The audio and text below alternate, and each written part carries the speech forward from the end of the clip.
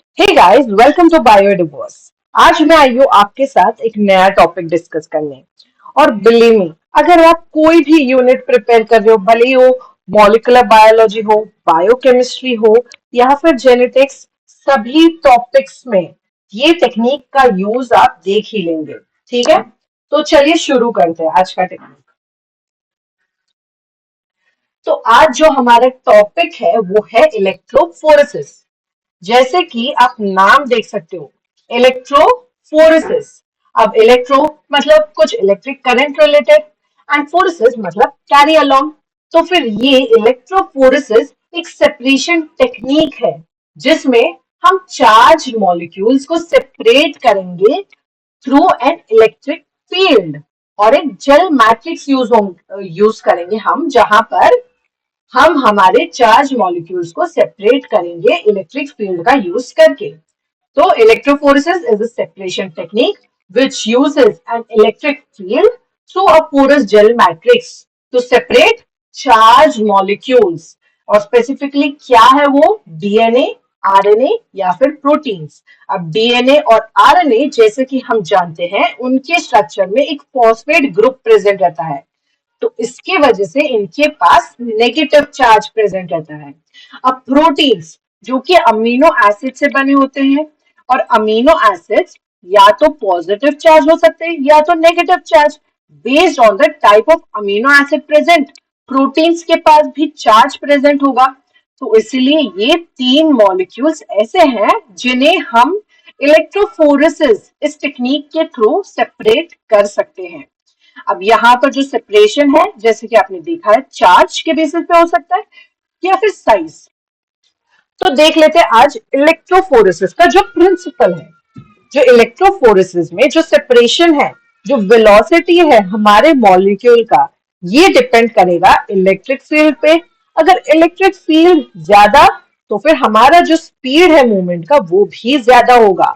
फिर चार्ज, अगर किसी के पास ज्यादा नेगेटिव चार्ज होगा तो फिर उसका मूवमेंट ज्यादा तेजी से होगा। बट वही अगर कोई मॉलिक्यूल है जिसमें नेगेटिव चार्ज कम होगा, तो उसका मूवमेंट भी वैसे ही स्लो हो जाएगा। तो इसका मतलब है जो हमारे वेलोसिटी देखे, अगर rate of migration of ion देखे, तो वो डायरेक्टली प्रोपोर्शनल होगा इलेक्ट्रिक फील्ड और चार्ज से। बट अगर देखिए फ्रिक्शनल फोर्स, तो फ्रिक्शनल फोर्स से वो इनवर्सली प्रोपोर्शनल होगा। फ्रिक्शनल फोर्स होता क्या है? वो फोर्स है जो कि हमारे आयन को, हमारे मॉलिक्यूल को आगे बढ़ने से रोकेगा। तो फ्रिक्शनल फोर्स हमारे मॉलिक्यूल के अगेंस्ट काम करेगा। तो इसलिए अगर ज्यादा फ्रिक्शनल फोर्स होगा तो फिर हमारा जो मूवमेंट है वो स्लो डाउन हो जाएगा। तो अगर हम हमारा मूवमेंट फास्ट करवाना चाहते हैं तो फ्रिक्शनल फोर्स कम रहना चाहिए। तो देख सकते हो कि हमारा जो मॉलिक्यूल है उसका माइग्रेशन डिपेंड करता है net charge of the molecule, हमारे मॉलिक्यूल पे कितना चार्ज है, फिर हमारे मॉलिक्यूल क्या क्या साइज है, उसका मास क्या है, उसका शेप कैसा है, हमारे मॉलिक्यूल के अराउंड इलेक्ट्रिक फील्ड का स्ट्रेंथ क्या है, उसके साथ हमारा जो सपोर्टिंग मीडियम है जो कि जेल, उसके प्रॉपर्टीज, जैसे कि जेल का जो पोर साइज है वो बड़ा है या फिर छोटा है। ये सभी फैक्टर्स इन्फ्लुएंस करते हैं हमारे जो मॉलिक्यूल है उसका माइग्रेशन के रेट पे। अब देखते हैं हम जेल इलेक्ट्रोफोरेसिस। तो जेल इलेक्ट्रोफोरेसिस बेसिकली वो है जब हम हमारे सेपरेशन के लिए एक जेल मैट्रिक्स यूज करते हैं, तो तब हम उसी इलेक्ट्रोफोरेसिस टेक्निक को जेल इलेक्ट्रोफोरेसिस कहते हैं। तो यहाँ पर हम करेंगे थ्रू जेल मैट्रिक्स, और हम ये हो पॉसिबल करेंगे एक इलेक्ट्रिक करंट के सप्लाई के थ्रू। ठीक है, तो जेल बेसिकली है क्या? तो जेल एक पॉलीमर है जिसका कॉम्पोजिशन और पोरोसिटी चूज किया जाता है, क्योंकि अगर कॉम्पोजिशन ज्यादा तो पोरोसिटी कम, बट अगर कॉम्पोजिशन कम तो पोरोसिटी ज्यादा। तो जेल जैसा हमारे सैंपल का रिक्वायरमेंट होगा, जो भी रिक्वायरमेंट होगा हमारे पोर्स साइजेस का, उसी बेसिस पे उसका कॉम्पोजिशन हम कम या ज्यादा करते हैं। ठीक है। तो अब जेल मैट्रिक्स के बेसिस पे दो टाइप के इलेक्ट्रोफोरेसिस टेक्निक होते हैं, जो कि है एज और पेज। एज का मतलब होता है अगारोस जेल इलेक्ट्रोफोरेसिस, और जेल इलेक्ट्रोफोरेसिस। अब अगारोस जेल इलेक्ट्रोफोरेसिस क्यों कहते हैं इसे? अगर हम जेल बनाने के लिए अगारोस सब्सटेंस को यूज करते हैं तो अगारोस जेल इलेक्ट्रोफोरेसिस कहते हैं। बट वहीं अगर हम हमारे जेल मैट्रिक्स को बनाने के लिए पॉलीअक्रिलामाइड, अक्रिलामाइड एंड बिसअक्रिलामाइड यूज करेंगे तो उसी को हम कहेंगे पॉलीअक्रिलामाइड जेल इलेक्ट्रोफोरेसिस। तो आज हम डिटेल में देखेंगे अगारोस जेल इलेक्ट्रोफोरेसिस। ठीक है, चलिए देखते हैं। बात करते हैं अगारोस जेल इलेक्ट्रोफोरेसिस। जैसे मतलब अगारोस यूज हुआ है हमारे जेल के लिए, बट ये अगारोस है क्या? तो अगारोस क्या है वो देखने के लिए, वो एक नेचुरल कलॉइड है जो कि सीवीड से एक्सट्रैक्ट किया जाता है। और सीवीड्स में एग्जाम्पल हमें क्या याद रखना है एग्जाम पॉइंट ऑफ व्यू से? वो है ग्रिसलेरिया और जेलिडियम। अगारोस क्या है? बेसिकली एक लीनियर पॉलीसेकेराइड। ठीक है। अब ये लीनियर पॉलीसेकेराइड है तो इसमें मोनोसेकेराइड तो कुछ होंगे। तो अगारोस तो पॉलीसेकेराइड हो गया। अगारो बायोस जो है उससे हमारा मोनोमर कहते हैं। Monomers Agaro BIOS, polysaccharide form तो अगारोस। अब जो अगारो बायोस है वो बने होते हैं, दूसरा है 3,6 एनहाइड्रो गैलेक्टोस। ये दोनों से हमारा मोनोमर अगारो बायोस बनता है। तो अगारो बायोस से हमारा अगारोस बनेगा। जब अगारो बायोस मॉलिक्यूल्स लिंक होंगे तो एक पॉलीसेकेराइड बनेगा और उसी पॉलीसेकेराइड को हम कहेंगे अगारोस। अब अगारोस का कॉन्सेंट्रेशन 1% या 3% रहता है। 1% से 3% के बीच में रहता है। और अगारोस से मोस्टली जो पोर साइजेस है वो बड़े होते हैं, और ये हम लोग सेपरेट करने के लिए यूज करते हैं, जो कि बड़े मॉलिक्यूल्स है जिनका मास 200 किलो डाल्टन से ज्यादा होगा। इसलिए जो एज है हम डीएनए एंड आरएनए के सेपरेशन के लिए सबसे ज्यादा यूज करते हैं। अब डीएनए और आरएनए का जो साइज रहता है वो एज कंपेयर टू प्रोटीन्स बहुत ज्यादा रहता है, इसलिए प्रेफरेंशियली के सेपरेशन के लिए। अब अगारोस जेल इलेक्ट्रोफोरेसिस के लिए क्या क्या रिक्वायरमेंट्स है? सबसे पहले तो सैंपल जिसे हमें सेपरेट करना है, और फिर अगारोस जेल प्रिपेयर करना होगा उसी के लिए, और उसी के साथ जो हमारा रन है वो इस अगारोस जेल को हम एक इलेक्ट्रोफोरेसिस यूनिट में रखेंगे। और फिर जब हमारा जेल रन कंप्लीट हो जाएगा तो हम बैंड्स ऑब्जर्व करेंगे एक यूवी ट्रांस इल्यूमिनेटर पे। अब जब हम अगारोस जेल इलेक्ट्रोफोरेसिस में अगारोस प्रिपेयर करेंगे तो हमें बफर का यूज रहेगा। तो हमारा जो बफर हम यूज करते हैं वो या तो टीएई बफर हो सकता है या टीबीई बफर हो सकता है। अब टीएई बफर क्या होता है? वो है एक ट्रिस एसिटेट ईडीटीए बफर, और ट्रिस बोरेट ईडीटीए बफर को ही हम टीबीई बफर कहते हैं। तो इनके कंपोनेंट्स क्या है? ट्रिस बेस एसिड है तो टीएई बफर, अगर बोरिक एसिड है तो टीबीई बफर। ठीक है। और अब यहाँ पर हम ईडीटी क्यों ऐड कर रहे हैं? ईडीटीए हम इसलिए ऐड करते हैं ताकि अगर कोई भी ऐसा कंपाउंड है जो कि हमारे डीएनए या आरएनए को डीनेचर करे तो वो पहले ही चिलेट हो जाए और हमारे डीएनए और आरएनए जो कि सैंपल में है वो डिग्रेड ना हो। तो इसीलिए हम टीएई बफर यूज करते हैं। अब देखते हैं अगारोस जेल की प्रिपरेशन को हम कैसे करते हैं। तो सबसे पहले तो अगारोस फिल करेंगे एंड फिर इसे हम टीएई या फिर टीबीई बफर में डिसॉल्व करेंगे। बट जब हम अगारोस को बफर में मिक्स करते हैं तो उसका डिसॉल्व जो होना चाहिए वो नहीं हो पाता है, इसलिए हम उसे बॉईल करते हैं। और बॉईल कब तक करेंगे? जब तक कि हमारा सोल्यूशन ट्रांसपेरेंट ना हो जाए। एक बार हमारा सोल्यूशन ट्रांसपेरेंट हो जाता है तो हम बॉईल करना रोक देते हैं एंड फिर उसे 50 टू 55 डिग्री सेल्सियस तक कूल होने के लिए रख देते हैं। अब एक बार 50 टू 55 डिग्री सेल्सियस तो हम हमारा जो इलेक्ट्रोफोरेसिस यूनिट है उसमें एक कोम ऐड करेंगे। कोम को रखने के बाद हम हमारे जेल को पोर करेंगे और ये ध्यान रखना है कि जब पोर करे तो वहां पर कोई बबल्स फॉर्म नहीं हो रहा है, so that no bubble should be formed। एक बार पोर करते हैं तो सॉलिडिफाई होने तक हम वेट करेंगे।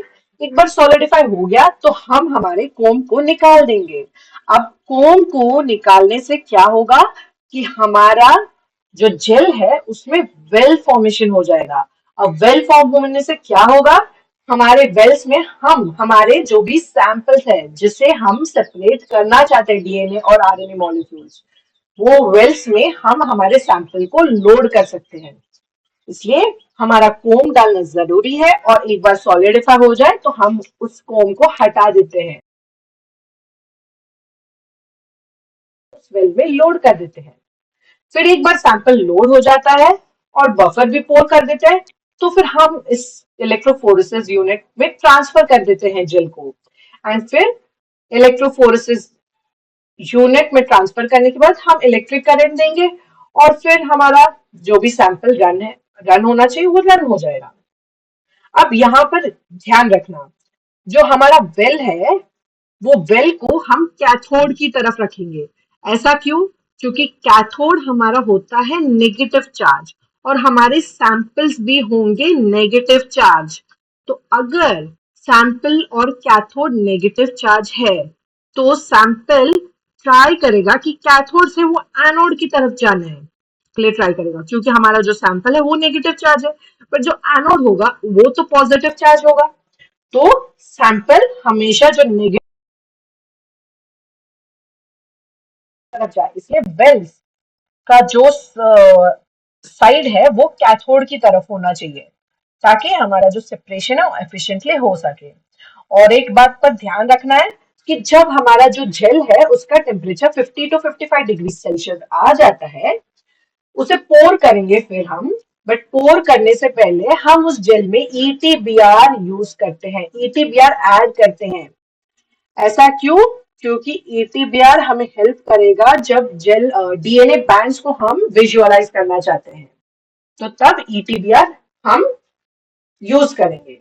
तो यहाँ पर पोर करते वक्त हम ईटीबीआर ऐड करेंगे जो कि है इथिडियम ब्रोमाइड, जो कि डीएनए के बीच में जाके इंटरकैलेट करेगा। अब सैंपल की बात करते हैं। तो सैंपल को हम डायरेक्टली लोड नहीं करते हैं, सैंपल पहले प्रिपेयर डाई जो कि है ब्रोमोफिनॉल ब्लू ऐड करते हैं और उसी के साथ ग्लिसरॉल। अब ऐसा क्यों? लोडिंग डाई हम ऐड करते हैं ताकि हमें ये पता चले हमारा सैंपल कहाँ तक रन हुआ है। एक बार हम जैसे ही इलेक्ट्रोफोरेसिस यूनिट में जेल रखकर इलेक्ट्रिक सप्लाई ऑन कर देंगे तो हमारा सैंपल रन होना शुरू कर देगा, बट डीएनए हमें नेकेड आई से नहीं दिखने वाला है। तो हमारा जो सैंपल है जेल में ही रन होके रुके, इसीलिए हम ट्रैकिंग डाई डालते हैं जिससे हमें पता चलेगा कि हमारा सैंपल कहाँ तक रन हुआ है। एक बार हमें सैंपल पता चल गया कि जेल के एंड तक रन हो चुका है तो हम इलेक्ट्रिक करंट टर्न ऑफ कर देंगे। उससे क्या होगा, हमारा जो सैंपल रन है वो जेल के अंदर रहेगा। और ग्लिसरॉल, अब बहुत ही ज्यादा कम रहता है तो चांसेस है कि जैसे ही हम सैंपल्स को वेल में पोर करेंगे तो सैंपल्स वेल के बाहर आ जाए। तो ग्लिसरॉल हमारे सैंपल को विस्कोसिटी प्रोवाइड करता है एंड इसी की वजह से हमारा जो सैंपल है वो वेल के अंदर रुकता है। तो देख सकते हो सैंपल्स वेल के अंदर लोड किया जाता है, फिर इलेक्ट्रोफोरेसिस यूनिट जो हमारा है वो हम क्लोज कर देंगे एंड फिर वोल्टेज अप्लाई करेंगे जो कि 80 टू 150 वोल्ट्स के बीच हो सकता है। और फिर सैंपल्स स्टार्ट कर देंगे मूव करना और जैसे ही हमारा रन कंप्लीट हो जाएगा हम इलेक्ट्रिक करंट स्टॉप करेंगे एंड फिर इसी जेल को हम बाहर लेंगे और यूवी विजुअलाइज करेंगे। तो ये देखो ऐसे होगा, जैसे ही हमारा सैंपल रन हो जाएगा कंप्लीट, फिर हम हमारे जेल को और यूवी ट्रांस इल्यूमिनेटर के ऊपर रखने के बाद हम हमारे इस डीएनए को विजुअलाइज कर सकते हैं। तो ऐसा कुछ दिखेगा हमारा जेल। अब हमेशा याद रखना, जब हम सैंपल्स लोड करते हैं वेल्स में तो हमारा जो फर्स्ट वेल रहता है वो हमेशा एक डीएनए लैडर रहता है। अब डीएनए लैडर क्यों? वो एज अ मार्कर यूज होगा। डीएनए लैडर वो सैंपल है जिसमें हमें पता है कि कौन से साइज के डीएनए बैंड्स फॉर्म होंगे। तो हमें ऑलरेडी पता रहता है कि वहां पर कौन से साइज के डीएनए हैं। जैसे कि आप देख सकते हो कि यहाँ पर 1200 बेस पेयर का डीएनए है और यहाँ पर 100 बेस पेयर का डीएनए।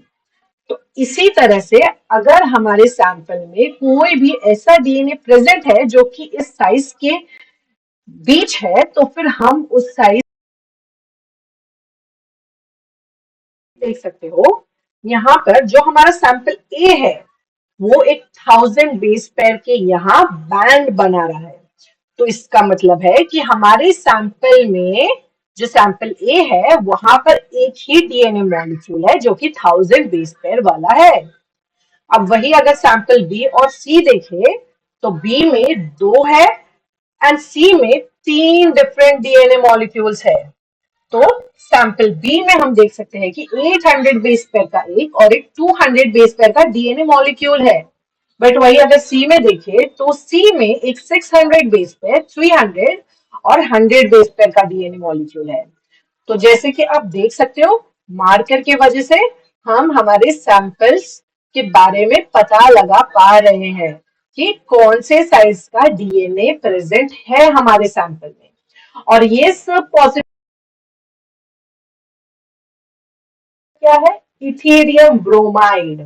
इथेरियम ब्रोमाइड क्या कर रहा है कि हमारे डीएनए के साथ इंटरकैलेट कर रहा है। तो जिसकी वजह से जैसे हम यूवी ट्रांस इल्यूमिनेटर में हमारे जेल को रखेंगे तो फिर हमारा जो डीएनए है वो फ्लोरेसेंस होगा यूवी लाइट में, जिसके वजह से हमें हमारे बैच शो होंगे और फिर हम हमारे सैंपल डीएनए और लैडर डीएनए के बैंड्स को कंपेयर करेंगे। सो यहाँ पर हमारा कंप्लीट होता है अगारोस जेल इलेक्ट्रोफोरेसिस।